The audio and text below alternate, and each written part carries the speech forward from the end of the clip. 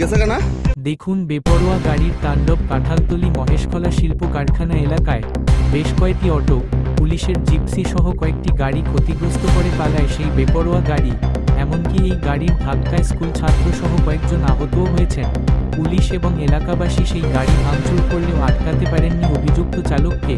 যদিও কিছুদূর গিয়ে রাস্তায় গাড়ি রেখে পালায় চালক। প্রশ্ন উঠছে, রাস্তায় কেন এই গাড়ির চালক এমন তাণ্ডব চালালো?